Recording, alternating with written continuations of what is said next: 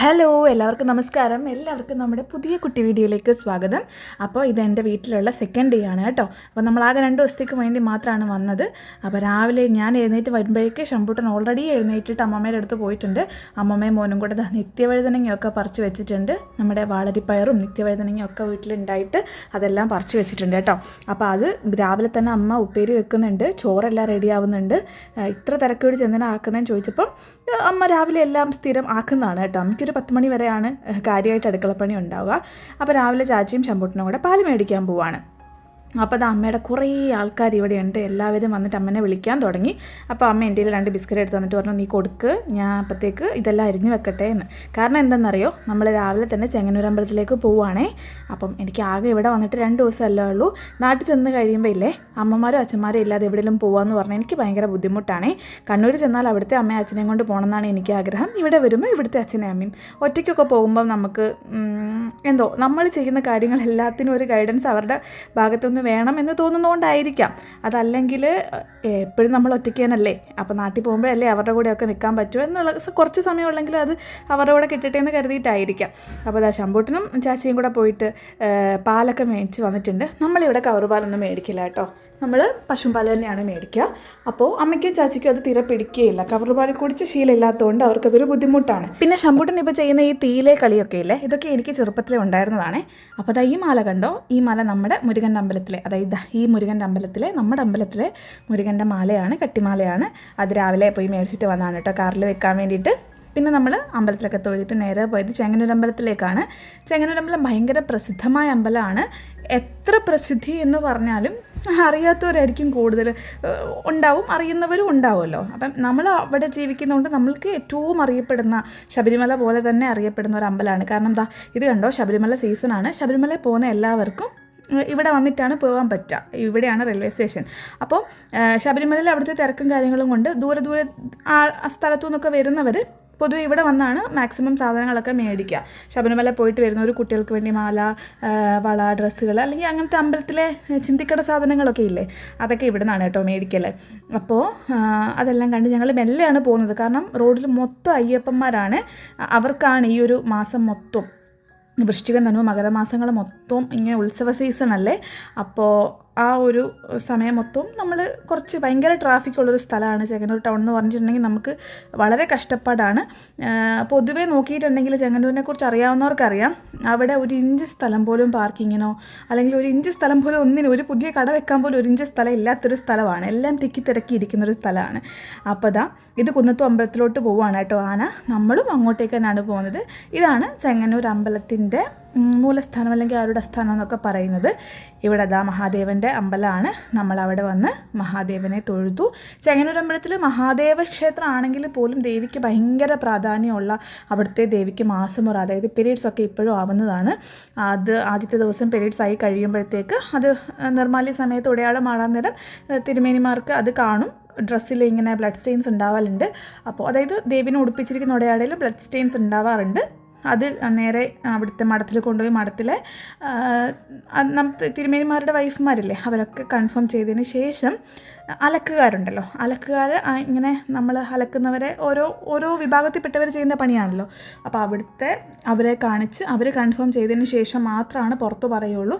അത് പുറത്ത് പറഞ്ഞു കഴിയുമ്പോൾ പത്രത്തിൽ ന്യൂസായിട്ട് വരും. എന്നിട്ട് 4-ാം ദിവസം തിരുപ്പൂത്താറാട്ടാണ്. അതിന് ലോകത്തെമ്പാടുമുള്ള ആൾക്കാർ ഒത്തിരി പേര് വന്നിട്ട് താലപ്പൊലി എടുക്കാറുണ്ട് കേട്ടോ. ആ ഒരു ആറാട്ട് കഴിഞ്ഞിട്ട് ദേവീനെ വീണ്ടും, അപ്പോൾ ഈ പീരീഡ്സ് ആവുന്ന ദിവസം തന്നെ അമ്പലത്തിൻ്റെ വേറൊരു മുറിയിലേക്ക് ദേവീനെ മാറ്റിയിരുത്തും. ഇതാണ് കേട്ടോ ചെങ്ങന്നൂർ അമ്പലം. അപ്പം ദേവീൻ്റെ വേറൊരു മുറിയിലേക്ക് മാറ്റിയിരുത്തും. 4-ാം ദിവസം ആറാട്ട് കഴിഞ്ഞ് എത്തുന്ന ദേവിനെ സ്വീകരിക്കാനായിട്ട് മഹാദേവൻ ഇങ്ങനെ പുറത്ത് വന്ന് നിൽക്കും. അങ്ങനെ ദേവിനെ സ്വീകരിച്ച് അകത്ത് കൊണ്ടുപോയി പിന്നെ 1 മാസം പഴയതുപോലെ തന്നെ 2 വർഷങ്ങളിലായിട്ട് ദേവിയും ദേവനും ഇരുന്ന് അങ്ങനെയാണ്. അപ്പം അടുത്ത മാസം പിന്നെ പീരീഡ്സ് ആകുമ്പോൾ പിന്നെ മാറ്റിയിരുത്തും അങ്ങനെ. അപ്പോൾ അമ്പലത്തിനകത്തൊന്നും ഞാൻ ക്യാമറ കൊണ്ടുപോകുന്നില്ല, ചുറ്റമ്പലത്തിലാണിത്. അപ്പോൾ ഇത് അയ്യപ്പ ക്ഷേത്രമാണ്. അതിൻ്റെ അപ്പുറത്ത് മഹാദേവൻ്റെ തന്നെ വേറൊരു രൂപമായ നീലഗ്രീവ ക്ഷേത്രമുണ്ട്. അവിടെ എല്ലാം തൊഴുതു. അതിനുശേഷം കാവുണ്ട്. ഇവിടെയാണ് കേട്ടോ എൻ്റെ കല്യാണം നടന്നത്, എൻ്റെയും ബ്രജിയുടെയും കല്യാണം നടന്ന കല്യാണ മണ്ഡപം ഇവിടെയാണ്. ഞാൻ നേരത്തെ ഒരു ഷോർട്ട് വീഡിയോയിൽ പറഞ്ഞതുപോലെ ഞാൻ ജനിച്ച എൻ്റെ ചോറൂണ് മുതൽ എൻ്റെ വിവാഹം വരെ ഉള്ള എല്ലാ കാര്യങ്ങളും നടന്നത് ഇവിടെ തന്നെയാണ്. അപ്പോൾ അതിൽ ഞാൻ പറഞ്ഞിട്ടുണ്ടായിരുന്നു 3-4 കിലോമീറ്ററേ ഉള്ളൂ വീട്ടിൽ നിന്ന്. അപ്പോൾ ചാച്ചിയുടെ ഒരു മെസ്സേജ് ഉണ്ടായിരുന്നു, മോനെ 3-4 കിലോമീറ്റർ ഒന്നും അല്ല, ജസ്റ്റ് 1.5 അല്ലെങ്കിൽ 2 കിലോമീറ്റേഴ്സേ ഉള്ളൂ, നമുക്ക് നടന്നു പോകുന്ന ദൂരേ ഉള്ളൂ എന്ന്. സത്യമാണ്, ഞങ്ങൾക്ക് നടന്നു പോകാനുള്ള ദൂരേ ഉള്ളൂ.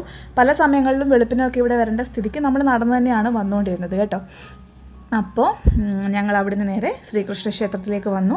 ആ അമ്പലത്തിൽ തന്നെ ഉള്ള നമ്മുടെ നാലമ്പലത്തിന് പുറത്തുള്ള ചെറിയ അമ്പലങ്ങളില്ലേ, അതാണ് കേട്ടോ. അവിടെ വന്നപ്പോഴത്തേന് മഹാഭാഗവതം വായിക്കുന്നുണ്ടായിരുന്നു. അതെല്ലാം ഞാൻ കുറേ നേരം കേട്ടായിരുന്നു. അപ്പോഴത്തേക്ക് ശമ്പൂട്ടൻ അമ്മയും കൂടെ സുബ്രഹ്മണ്യ സ്വാമി ക്ഷേത്രത്തിലേക്ക് പോയി. അപ്പം ഉപദേവതകളാണ് കേട്ടോ ഇതെല്ലാം. മഹാദേവനും പാർവതി ദേവിയാണ് മെയിൻ ആൾക്കാർ അവിടുത്തെ. അപ്പോൾ ഇതാ നമ്മുടെ ആനക്കുട്ടനെ അവിടെ റെഡിയാക്കി നിർത്തിയിട്ടുണ്ടായിരുന്നു. അവനവിടെ ഭക്ഷണം കഴിച്ച് സമാധാനമായിട്ട് നിൽക്കുകയാണ്. അപ്പോൾ എൻ്റെ ഒരു കസിൻ ബ്രദറുണ്ട് കേട്ടോ, ആകാശ്. അവനും ഇപ്പോൾ ഉത്സവ സമയത്ത് ഇവിടെ എഴുന്നള്ളിക്കുന്ന ആനയുടെ 2ാം പാപ്പാനാണ്. അപ്പം ഞാനിങ്ങനെയൊക്കെ പറഞ്ഞിട്ട് വീഡിയോ എടുക്കാനായിട്ട് പ്രജിയാണ് കേട്ടോ വീഡിയോ ഒക്കെ എടുക്കുന്നത്. അപ്പോൾ അങ്ങോട്ടേക്ക് പോയപ്പോൾ ആനയുടെ വീഡിയോ എടുക്കാൻ പറഞ്ഞിട്ട് കൊടുത്തതാണ്. പക്ഷേ ആ പ്രജി കുറേ നേരം എൻ്റെ വീഡിയോ ആണ് എടുത്തത്. അതിനുശേഷം ഞാൻ വേഗം വരാൻ പറഞ്ഞു, കാരണം ചാച്ചി വന്നിട്ടില്ല അമ്പലത്തിലേക്ക്, നമ്മൾ മാത്രമേ ഉള്ളൂ. എന്നിട്ട് തൊഴുതതിന് ശേഷം നമുക്ക് കുറേ സമാധാനം കിട്ടും. ഇവിടെ ഭയങ്കര തിരക്കാണ് ഈ ഒരു സമയത്തെ, കാരണം മണ്ഡലകാലമായിരുന്നല്ലോ. അപ്പോൾ ഭയങ്കര തിരക്കാണ്. പക്ഷെ എന്നാലും നമുക്ക് നമ്മുടേതായ ഒരു പ്രത്യേകതരം ഫീൽ കിട്ടും. അതിപ്പം എനിക്കേ കിട്ടുള്ളായിരിക്കും, കാരണം ഞാൻ അവിടെ ജീവിച്ചതല്ലേ. പ്രജിക്ക് ചിലപ്പം വേറെ പറശ്ശിനിക്കടവ് ചെല്ലുമ്പോഴായിരിക്കും ആ ഒരു ഫീൽ കിട്ടുക. പക്ഷെ അവിടെ എനിക്ക് കിട്ടാറുണ്ട്, അതാണ് കാര്യം. അപ്പോൾ ഇവിടെ മഞ്ചാടി കണ്ടപ്പോഴത്തേക്ക് ശംഭുവിന് മേടിക്കണം എന്ന് പറഞ്ഞിട്ട് അങ്ങനെ മേടിച്ച് എല്ലാവരും തലക്കൊഴിഞ്ഞ് അങ്ങനെ ഇട്ടു. ഇതെന്തിനാണെന്ന് വെച്ചാൽ നമുക്ക് എന്തെങ്കിലും അസുഖം ഉണ്ടെങ്കിൽ അങ്ങനെ അവരതാണ് ആ ഒരു കൺസെപ്റ്റാണ് പറയുന്നത്. ജസ്റ്റ് നമ്മുടെ ഉള്ളിൽ എന്തെങ്കിലും അസുഖം ഉണ്ടെങ്കിൽ മാറാനും അതേപോലെ മുടി നന്നായിട്ട് വളരാനും അങ്ങനെയൊക്കെ എന്നാണ് പറയുന്നത്. പക്ഷേ ഇതൊരു ജസ്റ്റ് ഒരു എന്താണ്, നമുക്കിഷ്ടമുള്ളൊരു കാര്യം ചെയ്യുന്നു എന്ന് വിചാരിച്ച് മാത്രം ഇട്ടാൽ മതി. ശമ്പൂട്ടിന് ഇതെല്ലാവരും എറിയുന്ന കണ്ടപ്പോൾ അവനും എറിയണം എന്ന് പറഞ്ഞിട്ട് ശ്രീകോവിൽ വരെ എത്തിയെന്ന് തോന്നുന്നു, അത്രയും ശക്തിയിലാണ് അവൻ എറിഞ്ഞത്. അപ്പം ഒരെണ്ണം മേടിച്ചപ്പോൾ എല്ലാവരും കൂടെ അങ്ങനെ അവർ പറഞ്ഞു ഡിവൈഡ് ചെയ്ത് എല്ലാവരും കൂടെ എടുത്തിട്, അല്ലെങ്കിൽ എല്ലാവരും സെപ്പറേറ്റ് മേടിക്കുമെന്ന് പറഞ്ഞു. അപ്പം അങ്ങനെ ഇട്ടുന്നേ ഉള്ളൂ. അല്ലാണ്ട് ഇതിൻ്റെ പുറത്തൊരു പ്രൂഫോ റീസണോ കാര്യങ്ങളോ ഒന്നുമില്ല. നമ്മളോട് അവരിങ്ങനെ ചെയ്യാൻ പറഞ്ഞു, നമ്മളിങ്ങനെ ചെയ്തു, അത്രയേ ഉള്ളൂ. അതിനുശേഷം ഇവിടെ ഒരു കല്ലുണ്ട്. ആ ഒരു കല്ലിൻ്റെ മുകളിൽ ഒരു കാല് ചവിട്ടിയിട്ട് നമ്മളിങ്ങനെ ശ്രീകോവിലിൻ്റെ മുകളിൽ താഴികക്കുടത്തിലേക്ക് നോക്കിയിട്ട് പ്രാർത്ഥിക്കുകയാണെങ്കിൽ നമുക്ക് അവിടെ ധന്വന്തരി മൂർത്തിയുടെ കലശമുള്ള സ്ഥലമാണെന്നോ, അപ്പം അതുകൊണ്ട് നമുക്ക് ഈ പറഞ്ഞതുപോലെ ഹെൽത്ത് വൈസ് നല്ലതാണെന്നുള്ള രീതിയിലാണ് ഇത് മൊത്തം പറയുന്നത് കേട്ടോ. ഇത് പിന്നെ അവിടെ രാവിലെ ചെല്ലുന്ന എല്ലാവർക്കും ഫുഡുണ്ടായിരുന്നു. അത് അന്നദാനമായിട്ടോ അല്ലെങ്കിൽ അങ്ങനെയൊന്നുമല്ല. അവിടെ 3 നേരവും ഭക്ഷണം എപ്പോഴും ഉണ്ടാവും ഈ മണ്ഡലകാലത്തിൽ. കാരണം പല സ്വാമിമാരും വന്നിട്ട് രാത്രി ഉറങ്ങുന്നതും രാവിലെ ഇവിടുന്നാണ് ഫ്രഷായിട്ട് ശബരിമലയിലേക്ക് പോകുന്നത്. അപ്പോൾ ഇവിടുന്ന് ഒരു 10-90 കിലോമീറ്ററേ ഉള്ളൂ. അപ്പം ഇവിടെ വന്ന് റെസ്റ്റ് എടുക്കാറുണ്ട്. ഇടത്താവളങ്ങളാണിതൊക്കെ കേട്ടോ, ആറന്മുള ക്ഷേത്രം, ചെങ്ങന്നൂർ ക്ഷേത്രമൊക്കെ. അതിനുശേഷം ഇതിൻ്റെ ബാക്കിൽ നമുക്ക് ചിന്തിക്കട ഉണ്ടായിരുന്നു. അങ്ങോട്ട് ഞാൻ വന്നത് എന്തിനാണെന്നറിയാമോ, നമ്മുടെ ഒരു ഫ്രണ്ടിന് കുറച്ച് പൂജാമുറിയിലേക്ക് വേണ്ടിയ സാധനങ്ങൾ വേണമെന്ന് പറഞ്ഞിട്ടുണ്ടായിരുന്നു. അപ്പോൾ എനിക്ക് ഇവിടെ വരുമ്പോൾ ഇവിടെ കിട്ടാത്ത ദൈവങ്ങളില്ലാന്ന് എനിക്കറിയായിരുന്നു. അപ്പം ഇവിടെ വന്നാൽ എല്ലാം കിട്ടുമല്ലോ എന്ന് പ്രതീക്ഷിച്ചിട്ട് ഇങ്ങോട്ട് വരുമ്പോൾ ഞാനെല്ലാം മേടിച്ച് കൊടുക്കാമെന്ന് അവളോട് പറഞ്ഞായിരുന്നു കേട്ടോ. അപ്പോൾ അവൾക്ക് ശ്രീകൃഷ്ണൻ്റെ ഫോട്ടോസും വിഗ്രഹവും ഒക്കെയാണ് വേണ്ടത്. പക്ഷേ ഇവിടെ നോക്കുമ്പോൾ വിഗ്രഹങ്ങളില്ല, ആകെ 2 ഉണ്ടായിട്ടുള്ളൂ. പക്ഷേ ഓരോരുത്തർക്കും ഇപ്പം എൻ്റെ കാഴ്ചപ്പാടില്ലേ, നമ്മുടെ വീട്ടിലേക്കുള്ള വിഗ്രഹങ്ങളും കാര്യങ്ങളൊക്കെ നമ്മൾ തന്നെ നോക്കി മേടിക്കണം. അപ്പം അവൾക്ക് ഫോട്ടോ കാണിച്ചു കൊടുത്തത് ഇഷ്ടപ്പെട്ടത് എടുത്തോ, ഇഷ്ടപ്പെടാതെ എടുത്തില്ല. പിന്നെ ഈ പാൽപ്പായസം ഇല്ലേ, ഇത് അഡിക്ഷനാണ് എൻ്റെ. അപ്പം രാവിലെ അമ്പലത്തിൽ പോയപ്പം മുരളിമാമനോട് പറഞ്ഞപ്പോൾ മുരളിമാമനോട് ചോദിച്ചു. ഞാൻ പറഞ്ഞു മുരളിമാമ ഒരു പായസത്തിൽ എഴുതിപ്പിച്ചേക്ക് പറഞ്ഞു. അപ്പോൾ മുരളിമാമൻ ചോദിച്ചു ആരുടെ പേരിലാണ് മോനെ എഴുതണ്ടേന്ന് ചോദിച്ചപ്പോൾ ഞാൻ പറഞ്ഞു ആരുടെ പേരിൽ വേണമെങ്കിലും എഴുതിക്കോ, പക്ഷേ പായസം എനിക്ക് കിട്ടണം എന്ന് പറഞ്ഞു. അപ്പോൾ ഞാൻ ചെങ്ങനമ്പലത്തിൽ പോയി വന്നപ്പോഴത്തേക്ക് മുരളിമാമൻ പായസം എത്തിച്ചതാണ് കേട്ടോ. ശമ്പൂട്ടൻ്റെ പേരിൽ എഴുതിപ്പിച്ചിട്ട് അങ്ങനെ പായസം വന്നു. ഇതിനുള്ളൊരു അഡിക്ഷൻ പക്ഷേ പണ്ടത്തെ അത്രയൊന്നും അടിപൊളിയൊന്നുമല്ല, അതൊന്നാമത്തെ കാര്യം. പണ്ടില്ലേ നമുക്ക് പാലും ഈ അരിയും കൂടെ ഇങ്ങനെ വേർതിരിച്ച് കിട്ടില്ലായിരുന്നു. ആ ഒരു കുറുക്കി ഇങ്ങനെ പായസമായിട്ട് തോന്നാണ്. ഇപ്പം പിന്നെ എല്ലാം ഒരു കവർ പാലൊക്കെ ആയതുകൊണ്ടായിരിക്കണം മേ ബി പാല് വേറെ പായസം വേറെ അങ്ങനെയല്ലേ കിട്ടുക. അപ്പം അത് കുറച്ച് ഒന്ന് കുലുക്കി കുടിക്കണം, എന്നാലും ഇത് കുടിക്കാതെ അവിടെ നിന്ന് പോരാന്ന് പറഞ്ഞാൽ എന്നെക്കൊണ്ട് പറ്റാത്ത കാര്യമാണ്.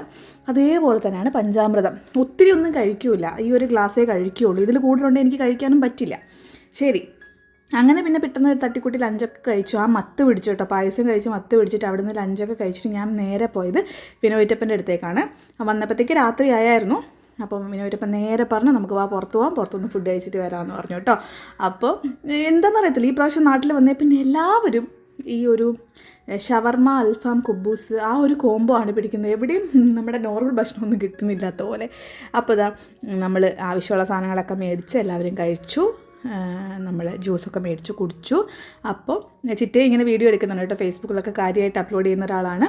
അപ്പോൾ കാശിക്കുട്ടനും മാളൂട്ടിയും അവർ ഫോട്ടോസൊക്കെ എടുത്തു. അപ്പോൾ ചിറ്റപ്പൻ എന്നെ ഇങ്ങനെ ഭയങ്കരമായിട്ട് ട്രോളുന്ന ഒരാളാണ്. ഞാനും കണക്കിന് അങ്ങോട്ട് കൊടുക്കും. മനസ്സിൽ നല്ല റെസ്പെക്റ്റ് ആണെങ്കിലും ഒട്ടും റെസ്പെക്റ്റ് കാണിക്കാണ്ട് ബിഹേവ് ചെയ്യാൻ പറ്റുന്നൊരു മനുഷ്യനാണ്. നല്ല കമ്പനിയാണ്. നമ്മൾ ഫുഡൊക്കെ കഴിച്ച് കഴിഞ്ഞ് രാത്രി വന്നിരുന്നൊരു മൂവി എല്ലാം കണ്ടിട്ട് കിടന്നുറങ്ങിയപ്പോൾ ലേറ്റായി, 1:30-2 മണിയായി. രാവിലെ എണീറ്റപ്പോൾ ലേറ്റായപ്പോൾ നമുക്കൊരു പണി തന്നതാണ് കാട്ടുള്ളി തൈലം. അപ്പോൾ ഇത് സിമ്പിളാണ് മോനെ, ഇതൊന്നും കുഴപ്പമില്ല, നീ ട്രൈ ചെയ്യടാന്നൊക്കെ പറഞ്ഞിട്ട് പ്രജിനെ കൊണ്ട് ചെയ്യിപ്പിച്ചു. എന്നെക്കൊണ്ട് ശ്രമിച്ചിട്ട് നടന്നില്ല. ഞാൻ പറ്റില്ല എന്ന് പറഞ്ഞു. കാരണം ഈ ഒരു എഫക്റ്റ് കാണുന്നുണ്ടല്ലോ, നമ്മൾ കുറേ വീഡിയോസിലൊക്കെ കണ്ടല്ലോ. അവസാനം 1 മണിക്കൂറൊക്കെ കഴിഞ്ഞപ്പോഴത്തേന് എന്നെ കൺവിൻസ് ചെയ്യിപ്പിച്ച് ചിറ്റപ്പൻ. പക്ഷേ ആ ഒരു ഒറ്റൊരു കിക്കാണ്, നമ്മുടെ സൂചി കുത്തുന്ന പോലത്തെ ഒരു ഫീലിംഗ് ആണ് കേട്ടോ. അതങ്ങ് കഴിഞ്ഞപ്പോൾ എനിക്ക് പിന്നെ നമ്മുടെ കടുകെണ്ണയുടെ ഒക്കെ മണമാണ് കേട്ടോ വന്നത്. പക്ഷേ ആ ഒരു സെക്കൻഡ് ചിറ്റപ്പൻ പറഞ്ഞിട്ട് മൈഗ്രെയിന് നല്ലതാടി, തലവേദനയ്ക്ക് നല്ലതാണ്, ജലദോഷത്തിന് നല്ലതാണ്. ഞാനാണെങ്കിൽ പനി പിടിച്ച് അരിച്ചല്ലേ അവിടെ ഇരിക്കുന്നത്, കണ്ണൊന്നും കാണാണ്ട്, കണ്ണൊക്കെ ചുമപ്പാ. ഇന്നത്തെ വീഡിയോയിൽ നോക്കിയാൽ മനസ്സിലാവും. നിപ്പിന് നിൻ്റെ പനിയൊക്കെ മാറിക്കൊണ്ടിടുന്നു പറഞ്ഞു. പക്ഷെ ഉള്ള കാര്യം പറയാലോ, ആ ഒറ്റ വലി കൊണ്ട് തന്നെ എൻ്റെ അടഞ്ഞ മൂക്കൊക്കെ തുറന്ന് സൗണ്ടൊക്കെ അടിപൊളിയായി. പ്രജി പറയണത് ഈ ഒരു പോയിന്റിലൊരു തരിപ്പുണ്ട്, അതല്ലാതെ വേറെ കുഴപ്പമൊന്നുമില്ല എന്ന്. സത്യത്തിൽ ഞങ്ങളുടെ എല്ലാവരുടെയും കിളി പോയിരിക്കുമായിരുന്നു. അങ്ങനെ നമ്മൾ ബ്രേക്ക്ഫാസ്റ്റൊക്കെ കഴിച്ചു. ഇവിടെ പലർക്കും പല കളറൊക്കെ വ്യത്യാസം വേണം പുട്ടിന്. അങ്ങനെ ചെമ്പാപ്പുട്ടും വെള്ളപ്പുട്ടും ഒക്കെ ചിറ്റ ഉണ്ടാക്കി നമ്മൾ കഴിച്ചിട്ട് നേരെ അവിടെ നിന്ന് ഇറങ്ങി നമ്മൾ തിരിച്ച് എറണാകുളത്തേക്ക് വരികയാണ്. ഇൻ ബിറ്റ്വീൻ നമ്മൾ ലഞ്ച് കഴിക്കാത്തത് കൊണ്ട് തന്നെ ഒരു 4-5 മണിയൊക്കെ ആയപ്പോഴത്തേക്കും നമ്മളൊരു പിസ്സ ഹട്ടിൽ കയറിയിട്ട് അവിടുന്ന് ഡൊമിനോസിൽ കയറിയിട്ട് അവിടുന്ന് പിസ്സ ഒക്കെ കഴിച്ചു. അപ്പം ശമ്പൂട്ടൻ്റെ വോമിറ്റിംഗ് ഉള്ളതുകൊണ്ട് തന്നെ നമ്മളധികം അങ്ങനെ നിർബന്ധിക്കാറില്ല. പക്ഷേ അവനിങ്ങനെ വിശക്കുന്നു, ഇന്നത് വേണമെന്ന് പറഞ്ഞപ്പോൾ നമ്മൾ മേടിച്ച് കൊടുക്കുകയായിരുന്നു കേട്ടോ. കാരണം കുറേ നാളായി അവൻ പറയുന്നു പിസ്സ കഴിക്കണം എന്ന്. അപ്പോൾ സത്യം പറഞ്ഞാൽ ഞങ്ങൾക്ക് ആർക്കും ഇഷ്ടപ്പെട്ടിട്ടില്ല. നമ്മളെന്തോ വോൾക്കാനോന്നോ അതോ ഇതെന്നൊക്കെ പറഞ്ഞ് മേടിച്ചതാണ്. പക്ഷേ കൊള്ളത്തില്ലായിരുന്നു, സത്യം പറയാം കൊള്ളത്തേ ഇല്ലായിരുന്നു. നമുക്ക് ഭയങ്കര റിഗ്രറ്റാണ് അത് മേടിച്ചതിന് ശേഷം. കുറേ നേരം വെയിറ്റും ചെയ്യിപ്പിച്ചു.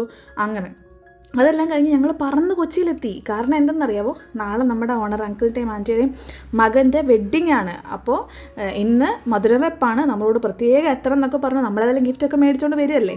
ഓർമ്മയില്ലേ നമ്മൾ ഗിഫ്റ്റൊക്കെ മേടിച്ചത് ഇന്നലത്തെ വീഡിയോയിലുണ്ടേ.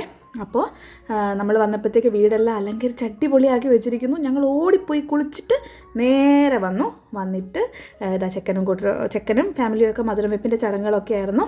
അവരെ കയറി വിഷൊക്കെ ചെയ്തതിന് ശേഷം നമ്മൾ നേരെ ഫുഡ് അടിക്കുകയാണ്. കാരണം നമ്മൾ ലഞ്ച് കഴിച്ചിട്ടില്ല. പിസ്സ മേടിച്ചത് ഫ്ലോപ്പായിപ്പോയി. രാവിലത്തെ ഒരു അരച്ചില്ലി പുട്ടിൻ്റെ പുറത്തായിരുന്നു ഇത്രയും യാത്ര. അപ്പോൾ അത്രയേ ഉള്ളൂ. ഇനിയും കല്യാണ വിശേഷങ്ങൾ നാളത്തെ വീഡിയോയിൽ കാണാം കേട്ടോ.